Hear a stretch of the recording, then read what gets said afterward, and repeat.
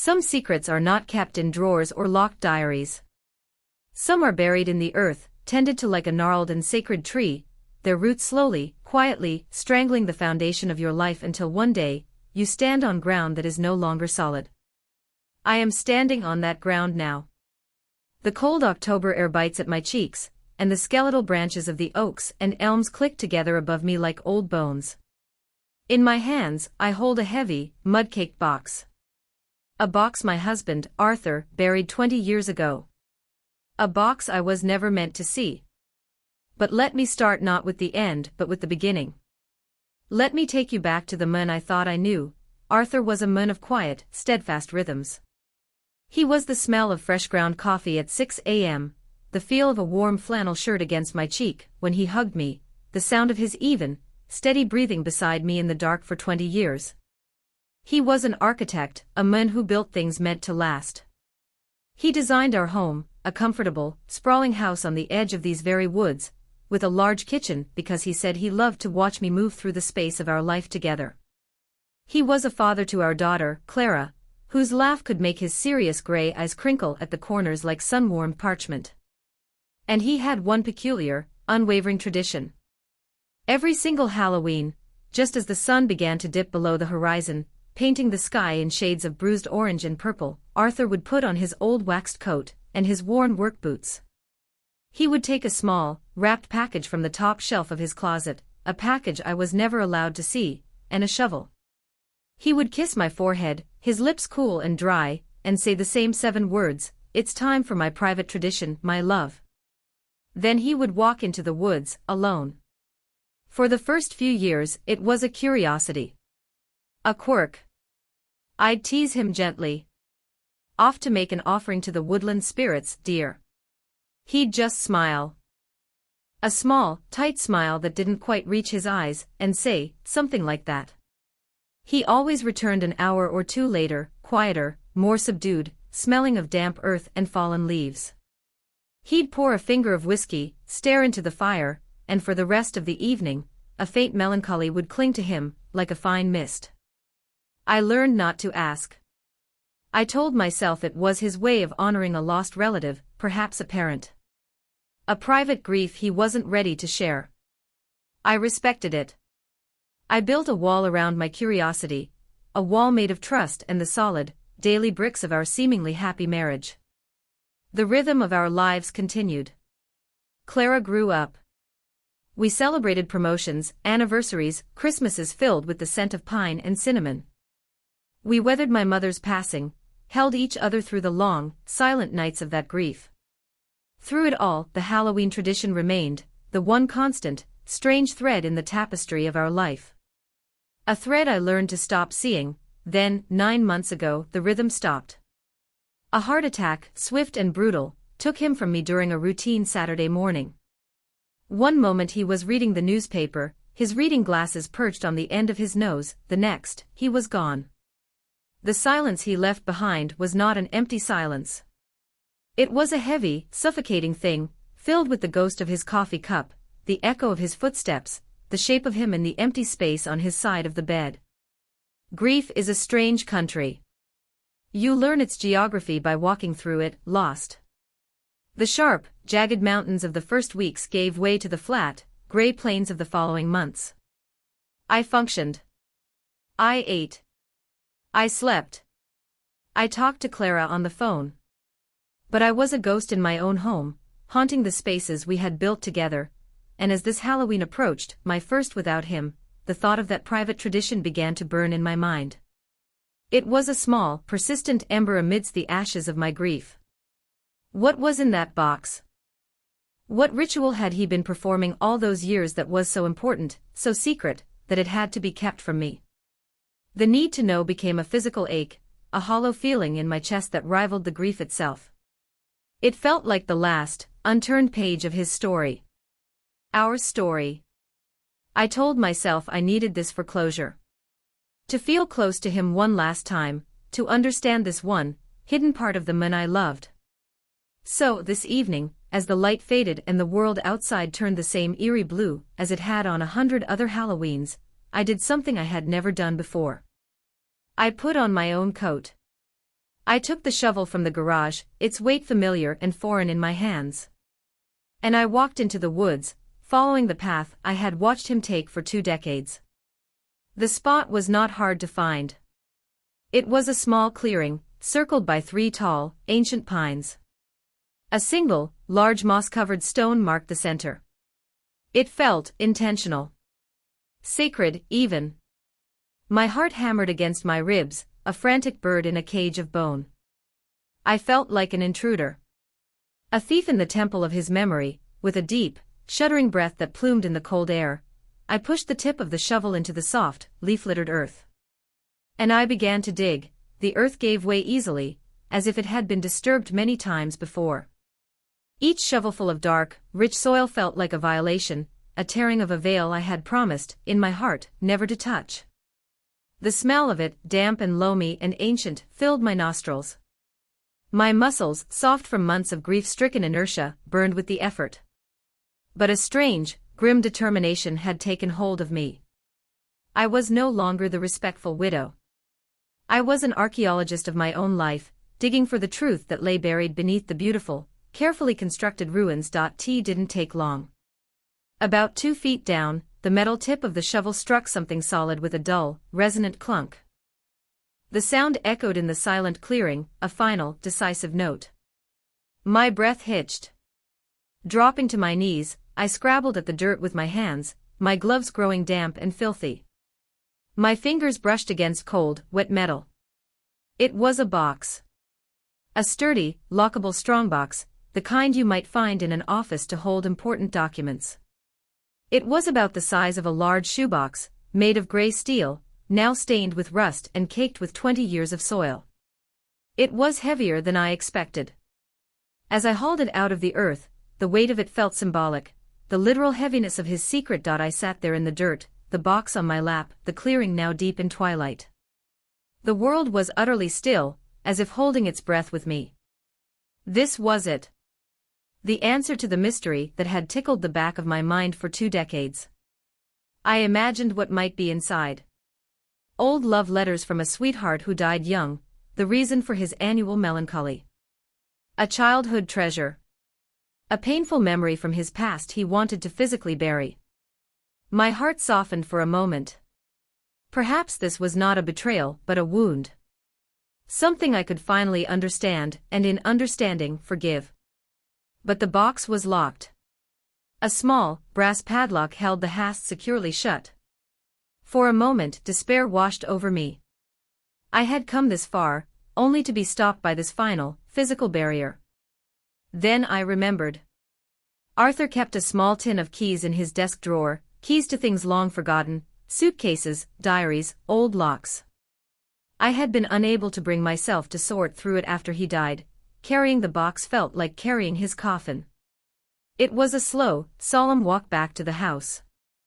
The cheerful orange glow of pumpkin lights from neighboring houses felt like a mockery.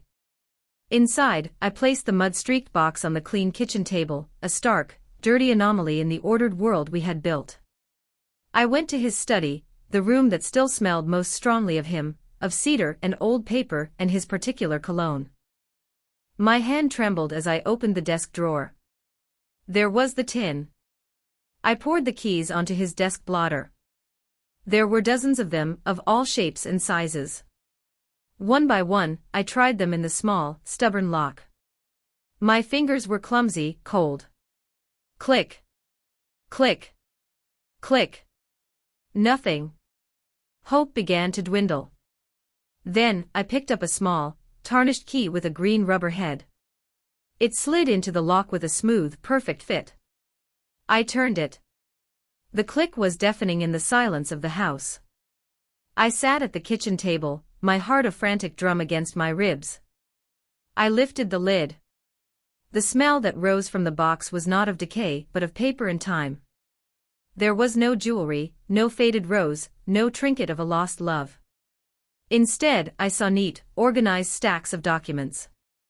On top lay a faded, black and white photograph. I picked it up. It was a picture of a young Arthur, a decade younger than when I'd met him. His hair was thicker, darker, his face unlined by the years I knew. His arm was wrapped around a woman with dark, laughing eyes and a wide, generous smile. She was leaning into him, her head on his shoulder. And standing in front of them, a small boy of perhaps 3 or 4, held the woman's hand.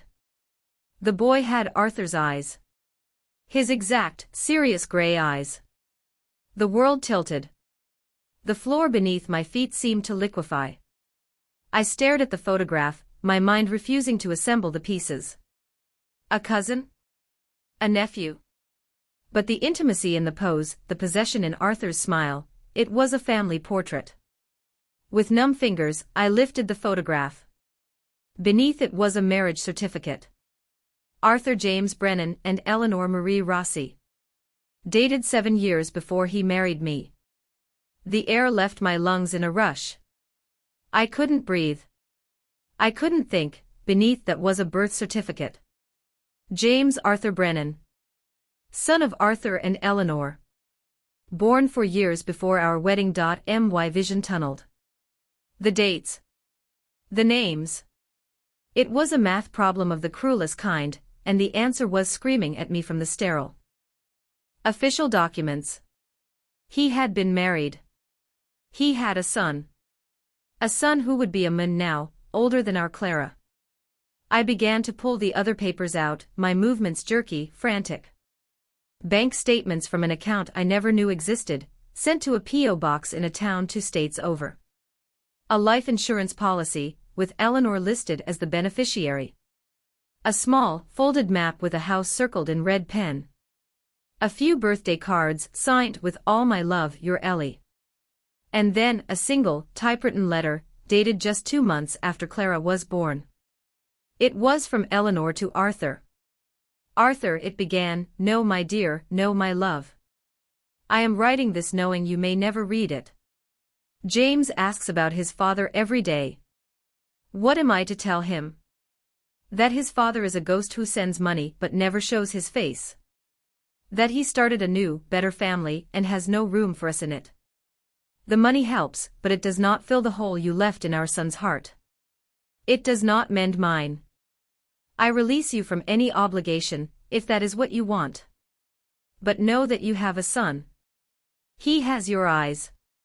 He will always have your eyes."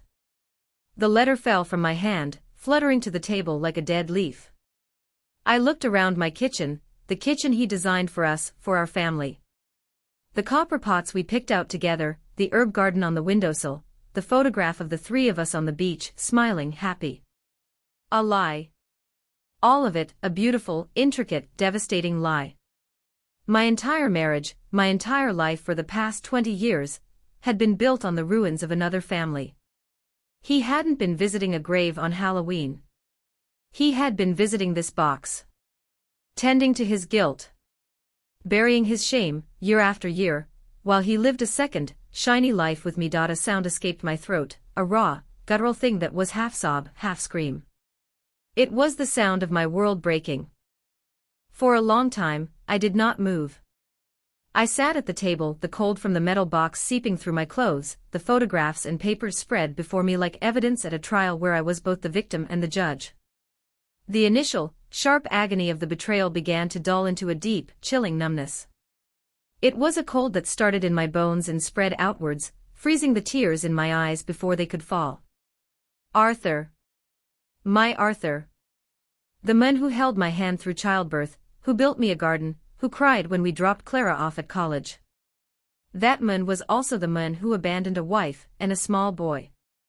The man who, every year, on a night of ghosts and masks, would come to this box and confront the specters of his own making. Did he look at that picture of his son and feel pride? Or just shame? Did he read that letter from Eleanor and feel a pang of regret? Or just relief that he had successfully compartmentalized his life? The grief I had been carrying for 9 months mutated. It was no longer just the pain of missing him, it was a raging, silent storm of confusion, anger, and a profound sense of foolishness. How could I not have known? Were there signs? A sudden, I was cast in the role of a detective in my own past, re-examining every moment, every hesitation, every one of his quiet moods. His reluctance to talk about his life before he moved to this town. A clean slate, he'd called it. How clean it was indeed, wiped clear of a wife and child. His insistence on handling all the finances alone. "You have enough on your plate, my love," he'd say. Now I knew why. The mysterious business trips that were always around his first son's birthday. The way he could sometimes be distant, his gaze fixed on something far away. I had called it his architect's mind, dreaming up new structures. He was not building. He was remembering. I looked at the photograph of the boy, James. He would be a man now, in his late 20s. Did he ever wonder about his father? Did he hate him? Or did he, like me, construct a fantasy of a good man who was just lost? I could not unknow this. The truth was now a part of me, a shard of glass in my soul. But I had a choice. I could rebury the box. I could try to seal this horror back into the earth, and pretend I had never seen it. I could let Arthur's secret die with him, preserving the perfect image of our marriage for Clara, for our friends, for myself. But that would make me his accomplice. It would mean continuing his lie. And looking at that little boy's face, at the pain in Eleanor's letter, I knew I could not do that. My marriage may have been a beautiful lie, but my character, my own soul, was the one real thing I had left. I had to act. I did not do anything rash. There was no screaming confrontation with a ghost. No dramatic burning of his belongings. My action was quiet, methodical, and born of a cold, clear purpose. I took the next day and the day after that to simply exist with the knowledge. I cried, finally. Not the soft tears of widowhood, but the harsh, ugly sobs of a woman whose history has been stolen from her. And when I was cried out, I began to plan. First, I made copies. I scanned every document, every photograph, every heartbreaking word of that letter. I saved them in multiple places, a USB drive, a cloud folder. This was my insurance, my proof that I was not going mad. Then, I began the search. The internet, a tool Arthur never fully embraced, became my ally. It took time, but I found her. Eleanor Rossi. She had never remarried. She lived in the same town, in the house circled on the map, a modest home about 4 hours' drive from here. She worked as a librarian. And James. James was an engineer. He was married, with a young daughter of his own. He lived a few towns over from his mother. I stared at the screen, at a grainy photo from a local newspaper of James accepting an award. He had Arthur's jawline, his build. But his smile was warmer, less reserved. He had his mother's eyes. I felt a strange, painful lurch in my heart. This was not an abstract concept anymore. This was a man. My husband's son. I knew what I had to do. I had to go to them. The drive was a blur of autumn colors and churning thoughts. What would I say? "Hello, I'm the woman your husband/father left you for." I was the living embodiment of their abandonment. Would they slam the door in my face? Would they scream at me? I went to the library first. I saw her before she saw me. Eleanor. She was helping a young child find a book, her movements calm and graceful. She was older, her dark hair streaked with silver, but her eyes were the same ones from the photograph, intelligent and kind, though now they held a trace of a permanent sadness. I waited until she was alone at the checkout desk. My legs felt like water as I walked towards her. She looked up, a polite, professional smile on her face. "Can I help you?" My voice was a whisper. "Eleanor Rossi." The smile faltered. "Yes." I placed the manila envelope I was carrying on the counter between us. "My name is Margaret Brennan," I said. "I was married to Arthur." The color drained from her face. The world seemed to stop. The gentle hum of the library faded into a distant buzz. She looked at me not with anger but with a deep, weary shock. I found some things after he passed away," I continued, my voice gaining a little strength. I I think they belong to you. I didn't wait for a response. I turned and walked out, my heart hammering. I got into my car and drove away, not looking back. I had done it. The truth was no longer buried. It was in her hands. The fallout was not a loud, public scandal. It was a series of quiet, seismic shifts that rearranged the landscape of my life.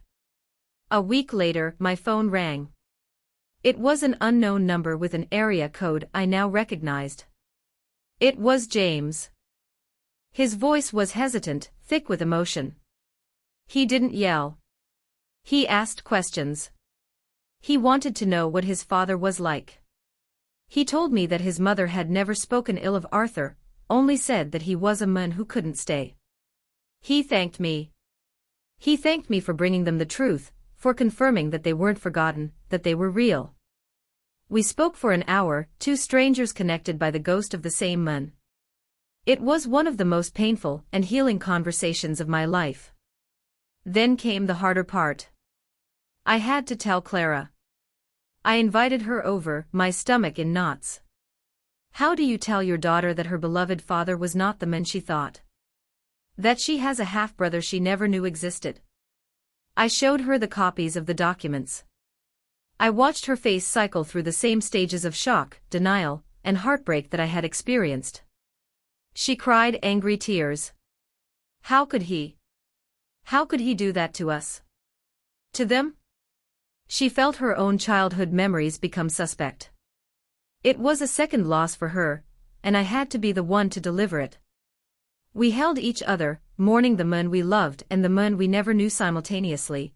The news spread slowly through our small circle. The whispers, the pitying looks. Poor Margaret, to find out something like that after he's gone. Some people didn't know what to say. Others offered clumsy comfort. But through it all, I held my head high. I was not a victim to be pitied. I was a truth-bearer. I had done the right thing, and that knowledge gave me a strength I didn't know I possessed. Healing did not come quickly, and it did not come in a straight line. The first Christmas after the discovery was quiet. Just Clara and me. We didn't put up many decorations. The joy felt forced.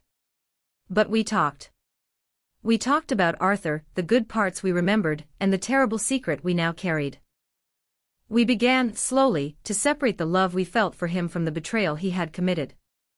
We learned to hold both truths in our hands at once.